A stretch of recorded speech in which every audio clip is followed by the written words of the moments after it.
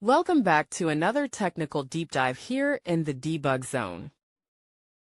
Today we're tackling a big question and breaking it down with insights from other users. Hopefully this clears up some misconceptions and helps you get the answer you need.